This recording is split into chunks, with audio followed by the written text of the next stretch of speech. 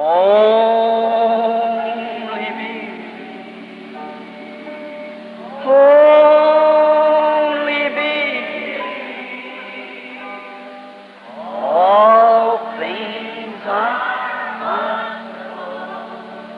only me.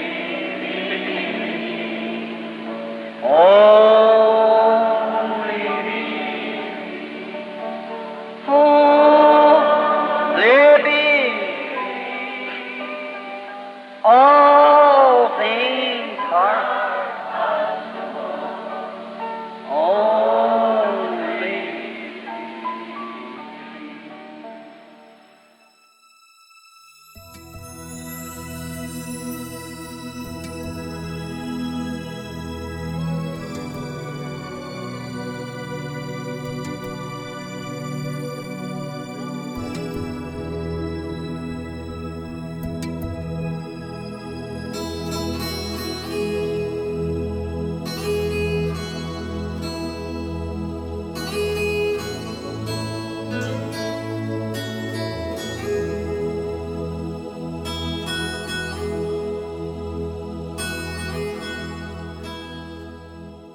Momento de meditação.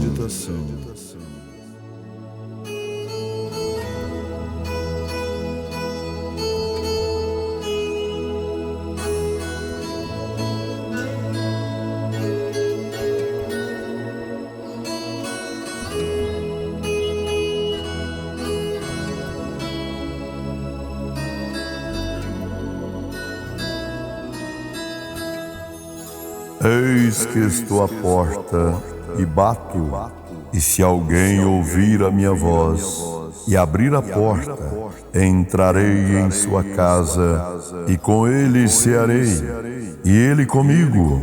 Ao que vencer, lhe concederei que se assente comigo no meu trono, assim como eu venci e me assentei com meu Pai no seu trono. Quem tem ouvidos, ouça o que o Espírito diz às igrejas.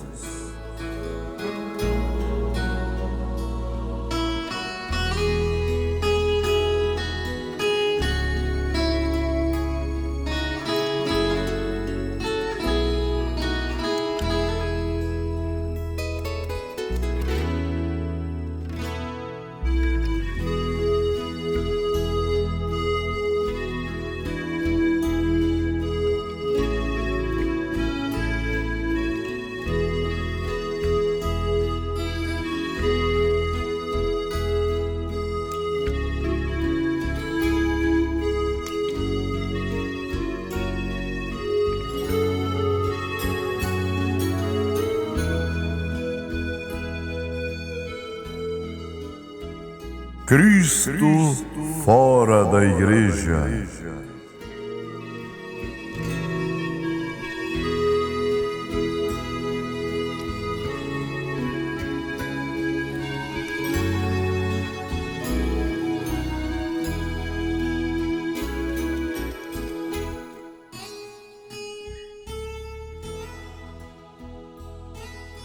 Nós lemos no livro de Apocalipse, capítulo 3, versículo 20 ao 22. E o profeta de Deus para esta era, o irmão William Marrio Branham, na mensagem A Era de Laodiceia, na página 322 a seguir. Agora, há muita confusão a respeito deste versículo, porque muitos obreiros individuais o usam no evangelismo pessoal como se Jesus estivesse à porta do coração de cada pecador batendo. Para entrar, seria dito então que se o pecador abrisse a porta, o Senhor entraria. Porém, este versículo não está falando a pecadores individuais.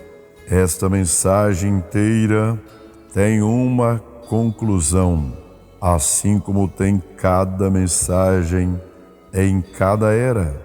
No versículo 22 diz: Quem tem ouvidos, ouça o que o Espírito diz às igrejas. Portanto, esta é a mensagem para a igreja da última era. Esta é a condição da igreja de Laodiceia à medida que seu fim se aproxima. Não é uma mensagem individual para uma pessoa. É o Espírito nos dizendo onde Jesus está. Cristo deixou a igreja. Não é este o resultado ou fim lógico se a palavra é posta de lado em troca de credos, o Espírito Santo deposto em troca de papas, bispos, presidentes, conselheiros e etc. E o Salvador desprezado em troca de um programa de obras, ou de filiação à igreja, ou de algum tipo de conformismo a um sistema eclesiástico. O que mais pode ser feito contra ele? Isto é a apostasia. Isto é a renúncia da fé. Esta é a porta aberta para o anticristo. Pois se um veio em nome de seu pai, Jesus, e não foi aceito, mas rejeitado, então virá outro com o seu próprio nome, mentiroso, um embusteiro, e a esse aceitarão. São João 5,43. O homem do pecado, o filho da perdição, assumirá o comando. Mateus 24 menciona sinais nos céus relativos a este último dia, um pouco antes de Jesus vir. Eu me pergunto se você notou um grande sinal consumado recentemente para retratar a mesma verdade que discutimos. Essa verdade é que Jesus tem sido constantemente posto de lado, até que nesta última era ele foi posto para fora da igreja. Recorde que na primeira era foi uma igreja na forma de um globo quase cheio de verdade.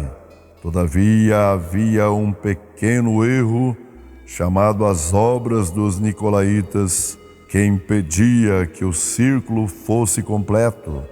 Então, na era seguinte, entraram fortemente mais trevas até que o globo de luz brilhasse menos e as trevas cobrissem mais do círculo. Na terceira era foi ainda mais eclipsado, e na quarta era, que foi a tenebrosa Idade Média, a luz quase se extinguirá. Agora, pense nisto: a igreja brilha na luz refletida de Cristo. Ele é o sol, a igreja é a lua. Assim, este globo de luz é a lua. Ele tem diminuído desde quase uma lua cheia na primeira era até um fragmento na quarta era. Porém, na quinta era começou a crescer. Na sexta avançou um grande passo no crescimento. Durante parte da sétima era ainda estava crescendo, quando repentinamente parou e minguou até quase nada, de modo que ao invés da luz era a escuridão da apostasia, e no fim da era ela tinha cessado de brilhar, pois as trevas tinham tomado conta. Cristo estava agora fora da igreja. Aqui está o sinal no céu. O último eclipse da lua foi um eclipse total. Ela minguou até uma total escuridão em 7 estágios. No 7º estágio, a escuridão total chegou quando o Papa de Roma, Paulo VI, foi à Palestina para fazer um passeio santo em Jerusalém. Ele foi o primeiro Papa a ir a Jerusalém. O Papa chama-se Paulo VI. Paulo foi o primeiro mensageiro e este homem usa esse nome. Note que é o 6º. Ousa o número do homem.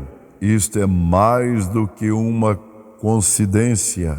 E quando ele foi a Jerusalém, a lua ou a igreja entrou em escuridão total. É isto. Isto é o fim. Não passará esta geração até que tudo aconteça. Ora, Senhor Jesus, vem depressa. Agora podemos ver porque houve 2 vinhas, uma verdadeira e uma falsa. Agora podemos ver porque Abraão teve 2 filhos, um segundo a carne, que perseguiu Isaque, e um segundo a promessa. Agora podemos ver como procedentes e dos mesmos pais saíram 2 meninos gêmeos, um conhecendo e amando as coisas de Deus e outro conhecendo muito da mesma verdade, porém não do mesmo Espírito. E por isso perseguiu o filho que era eleito. Deus não reprovou por reprovar. Ele reprovou por causa do eleito. Eleito não pode perseguir eleito. Eleito não pode causar dano a eleito. São os reprovados que perseguem e destroem os eleitos. Oh, esses reprovados são religiosos. Eles são espertos. Eles são da linhagem de Caim, a semente da serpente.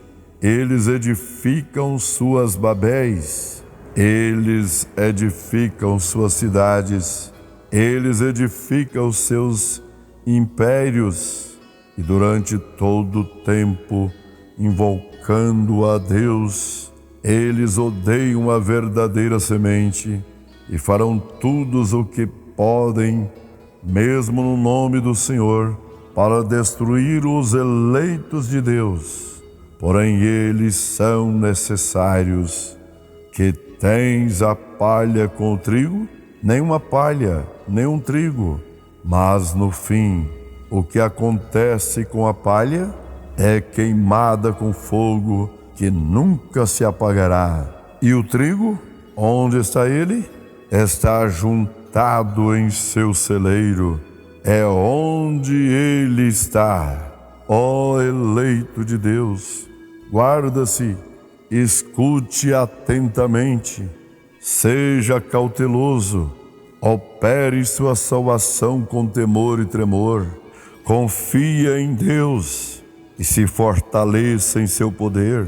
O seu adversário, o diabo, agora mesmo anda em derredor, bramando como leão, buscando a quem possa tragar. Vigie em oração, seja firme. Este é o tempo do fim. Tanto a verdade como a falsa vinha estão chegando à maturidade. Porém, antes que o trigo amadureça, aquele joio maduro deve ser atado para a queima. Todos eles estão se unindo ao Concílio Mundial de Igrejas. Essa é a atadura. Logo virá o recolhimento do trigo ao celeiro. Porém, agora mesmo, os 2 espíritos estão trabalhando em 2 vinhas. Saia do meio do joio, comece a vencer, para que você possa ser considerado louvável ao seu Senhor e apto para reinar e governar com Ele o trono do vencedor. Apocalipse 3:21. Ao que vencer lhe concederei que se assente comigo no meu trono, assim como eu venci e me assentei com meu Pai no seu trono. Agora, o que devemos vencer? Essa é a pergunta normal a ser feita aqui. Porém, essa não é a real ideia deste versículo, porque não é tanto o que devemos vencer, mas sim como devemos vencer.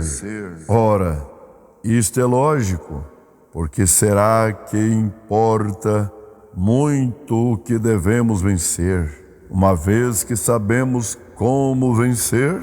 Uma rápida olhada nas Escrituras, que envolve o Senhor Jesus vencendo, trará à luz a verdade desta afirmação. Em Mateus 4, onde Jesus é tentado pelo diabo, ele venceu as tentações pessoais de Satanás pela palavra e somente pela palavra. Em cada uma das 3 principais provas que corresponderam exatamente à tentação do jardim do Éden, a concupiscência da carne, a concupiscência dos olhos e a soberba da vida. Jesus venceu pela palavra. Eva caiu na tentação pessoal de Satanás por falhar em usar a palavra. Adão caiu em desobediência direta à palavra, porém Jesus venceu pela palavra. E agora mesmo, deixe-me dizer que esta é a única maneira de ser um vencedor e também a única maneira de você saber se está vencendo, porque essa palavra não pode falhar. Agora observe novamente como Jesus venceu os sistemas religiosos do mundo, quando ele era repetidamente aborrecido pelos teólogos de seu dia. Ele constantemente aplicava a palavra. Ele falava somente o que o Pai lhe concedia falar. Não houve uma só vez em que o mundo não fosse inteiramente confundido por sua sabedoria, porque era a sabedoria de Deus. Em sua própria vida pessoal, contendendo consigo mesmo, ele venceu pela obediência à palavra de Deus. Hebreus 5:7 diz: o qual, nos dias da sua carne, oferecendo com grande clamor e lágrimas, orações e súplicas ao que o podia livrar da morte, foi ouvido quando ao que temia, ainda que era filho, aprendeu a obediência por aquilo que padeceu, e sendo ele consumado, veio a ser a causa de eterna salvação para todos os que lhe obedecem. A que ele foi obediente? A palavra de Deus.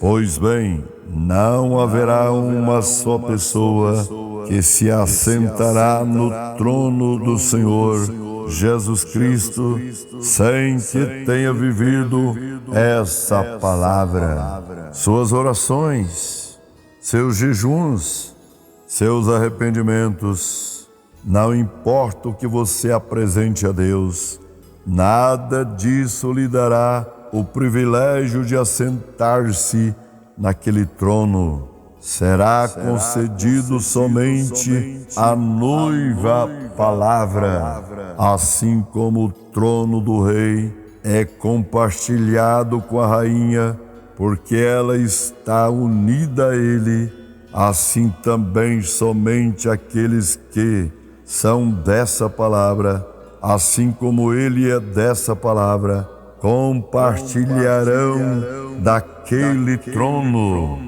Recorde que temos mostrado claramente, através de todas as eras, que assim como Adão e Eva caíram porque deixaram a palavra, assim também a era de Éfeso caiu por desviar-se ligeiramente da palavra, até com cada era continuamente se afastar. Temos um repúdio final da palavra pelo sistema mundial de igrejas. Esta era de Laodiceia termina num total apagamento da palavra, fazendo com que o Senhor se retire do meio.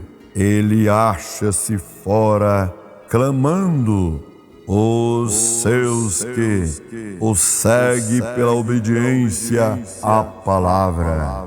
Após uma curta e poderosa demonstração do Espírito, este pequeno grupo, acusado e perseguido, irá estar com Jesus. Deus os abençoe, em nome do Senhor Jesus Cristo. Amém.